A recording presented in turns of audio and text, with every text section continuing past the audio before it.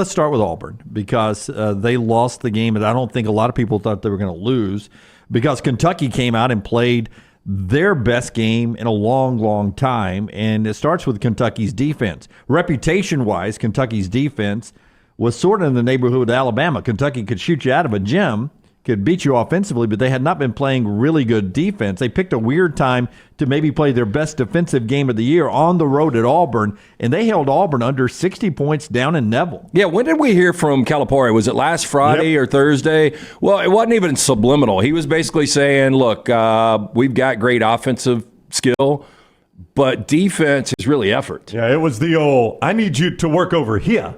You're willing to do what's right here. I need you to work over here. Is that a good Calipari? No, not at all. But it was horrible. But you basically was saying exactly what Calipari was saying last year, and Kentucky listened because they've got great athletes and they can score, and they won a game by basically just grinding it down and making Auburn look ugly offensively. But that was a great performance. I mean, Auburn looked about as bad as they can look ever at Neville. But Kentucky on the other side, man, I mean, if this is a Kentucky team that can go out and score 80 or 85 on a given night, they can play defense like that, this is a dangerous Kentucky team. Yeah, I mean, they did to Auburn's backcourt what few, if any, have been able to do. Forced them to turn the ball over, got points off turnovers. I mean, people aren't getting points off turnovers in Auburn because Auburn doesn't really turn the ball over all that much. More on Jaylin Williams. We'll get to that injury in a second. But first, let's hear from Bruce about that loss and what it does for Auburn down the stretch. If you're paying attention, Rockstar, I need cut 5. If you're paying attention to the SEC standings as we sit here right now, Alabama's in the lead. Tennessee's, in the loss column, one back. So Bama's got 2 losses, 3 losses for Tennessee. And then there's 4 teams, including Auburn now, with 4 losses. Here's Bruce after the 16-game home winning streak came to an end on Saturday night. This is kind of the first time you guys have really had a true, just demoralizing game just in this building, demoralizing injury. This was not a demoralizing game. It was a good team that played a really good game. What's demoralizing about a loss to Kentucky when they play well? So I can't even begin to answer that. Do I look demoralized to you? Does anybody think I'm demoralized? No, the point is, and this is what I want you guys to understand, I mean, our guys have been achieving at a high level. I mean, they've been, and oh, by the way, it's funny, I looked at the schedule the other day, and we're playing South Carolina, and they're 20-3. And they've won 7 in a row. And I said to my son, Stephen, I said, you know what? This might be the easiest game of the next 4. Looking at Kentucky here, even going to the road to Georgia, then going to Tennessee. And so for these kids to have grinded and be in the position, guys, come on, demoralized? I mean, I thought it was kind of demoralizing. Bruce did not. Yeah. I did think that was an interesting response. It's almost, I mean, I see both sides of it. Like, I see, guys, it's a basketball loss. You're going to take a lot of losses in basketball. This is not football. You lose at home to Kentucky in football. It's a demoralizing loss, right? But some of that did feel like we're playing Kentucky, guys. This is Kentucky. You're supposed to lose to Kentucky. And I know that's not what Bruce is saying, but he is saying it is Kentucky, right? I do believe this is the worst Kentucky team I've seen in a long, long time. I think they have a lot of flaws. They had lost, 4 of 7 going into that game, 3 of 5? Yeah. Just in this game, which is a big win for them, they struggled to move the ball around the court. I mean, their passes were sort of like they would just throw it up, and luckily one of their guys would get into it sometime. So I don't know how good this Kentucky team is going to be down the stretch. It was a big win for them, but for Auburn moving forward now, they've lost Jaylin Williams for at least a period of time. The good news is it's a non-season ending injury. But I've been making this point for a while. I just showed you these numbers, Brown, but I want to bring LT into this conversation. Jaylin Williams, when he doesn't score points, Auburn doesn't win basketball games. When he scores points, when Jaylin Williams is good, he compliments Janai Broome and Chad Baker-Mazara so well that Auburn is almost unbeatable. In their losses this year, I'll go backwards from the other night.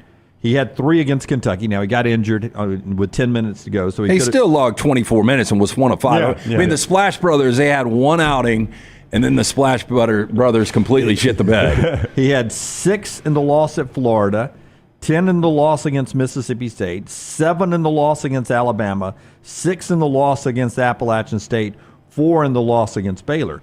When Jaylin Williams isn't that extra part that makes Broome and Chad Baker-Mazara soar, this team has lost basketball games. Now they've got to find someone to lift up the others until he comes back. And then you hope he comes back to a level that gets him into the 15 to 20-point range every game. Yeah, this team is not doing anything without Jaylin Williams. And look, your strengths of this team are depth, and they're the combination of Broome and Williams. And with Broome being out right now, that is going to limit what Auburn is able to do on both ends of the court.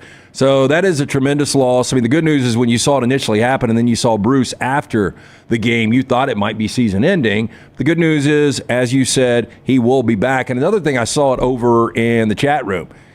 Aiden Holloway, this guy could not hit water if he fell out of a boat, to quote Crash Davis. Yeah. I mean, he is one of the worst shooting guards I have ever seen, at least in game. I mean, I shouldn't. That's probably a little over the top. Maybe a bit. But he is 2 of 21 his last 6 games. He's 5 of 28 his last 9 games. And this is a guy that everybody said, watch out. You know, once he hits the timeline, anything, you know, this guy can get his shot. This guy is going to be unbelievable as far as a scoring guard. He just hadn't been that. Nobody looks better than him dribbling the ball up the floor. He's the fastest dribbler I've ever seen of getting up the floor. But he's a guy you want shooting threes. Like you double down on Janai and let him shoot threes all day long until he proves he can hit 2 in a row. And I would assume that if you are an opposing player coach, until he hits 2 or 3, you can get in this guy's head easily right now. Yeah. Back off, let him have what he wants. Yeah, he's 29.7 on the year from beyond the arc. I mean, he's got to be better if he's going to be – if you're going to play guard in Auburn's offense, you're going to shoot a little bit better than under 30% from beyond the arc. So when I'm watching this game, though, the other night, and Taylor and I talked about it in the postgame, you can see that 30-minute reaction with Taylor, of which, if you missed it, Brownie, she did it again. She's got a beautiful shot right there on the court ready to go, and I asked for her reaction. Long pause, and then she starts walking again and walks out of the sunlight, out of the bright lights inside the arena, through the tunnel, out towards that field again. She did not want to stay where the bright lights were. She wanted to get out of the arena so she could express her real feelings. So she was outside again in the entire postgame with very little lighting. Was she emotional at all? I said to her, you had a perfect look. You look like you were on SportsCenter. Now you're walking out. And she goes, I've never been anything like SportsCenter. You're just going to have to live with it. Yes. But we made this point, is that they started off that game doing things that they normally don't do. Like Chad Baker-Mazara in the first few minutes was trying to go behind the back, between the legs on everything. Every pass was behind the back from him. They had people that were shooting shots that don't usually shoot shots. They were trying to I believe, feed into the frenzy of the crowd and make these big, crazy shots early on to sort of bury Kentucky early. They got in their own head. They didn't play their normal game. You think the crowd actually impacted them, not Kentucky? I think the players, I don't want to use the old Saban rat poison, but I believe the players started to believe they were bulletproof in that arena, that they just had to show up and they could put on a show like it was a freaking all-star game in the NBA. They could go out there and bounce pass it between legs and behind the back and throw it off. I mean, it's just crazy. I guess I misworded the question maybe a little bit to Stephen Pearl, but I tried to ask him that about the South Carolina game, and obviously it was not an issue with the South Carolina game. But you do wonder, because to your point, so much is made of how difficult Neville Arena is to play in, and obviously it is. Though Alabama fans are pointing out a tweet that came out this weekend about actual home record over the last 2 years. The Neville Arena is a difficult place to play, and you do wonder, and I try to ask Steven this, and maybe I'll reword it tomorrow when he's on with us. You do wonder if that team does think they're bulletproof there, and it starts to hurt you a little bit that you think, all we got to do is show up at Neville and we're going to win. Well, the good news is you get humbled quickly. Well, you did. As of Saturday, and you look at, they've lost 2 or 3 now, and the thing that really is glaring in those 2 losses is how bad they were behind the arc. I mean, you talk about 7 of 39 in the 2 losses to Florida and this past weekend to Kentucky. Yeah. I mean, that's shooting yourself out of Well, a game. it is. The difference is one of those are at home where you're supposed to, you shoot a lot of balls in those arenas. You're supposed to be much more comfortable at home. And in terms of the Southeastern Conference race, that makes it really difficult on them now with a road game at Tennessee still to play and you're 2 games back of Alabama. That it's going to be tough for them to win the SEC regular season. Certainly outright. They might finish in a tie. I don't know how much that means. I mean, I would hope it means something. Wouldn't you think? I like being regular season. Yeah. That's a banner. That's a banner. Yeah, But again, I mean, I can't tell you this. When Auburn went to their only Final Four, what did they do in the regular season? No. I know it wasn't a great regular season, but I'd trade They the actually final. got beat at home by Kentucky. Last time Kentucky won at Auburn was when Auburn went to the Final Four. Trust me, I'd trade the Final Four for an SEC championship. Don't get me wrong. But winning an SEC championship means I don't have to play till Friday in Nashville. I get the early games straight through in Nashville. Don't have to play any late games. I'm probably, if I'm regular season SEC champ, you're a 2 seed. There's zero chance I'm going to be below a 3.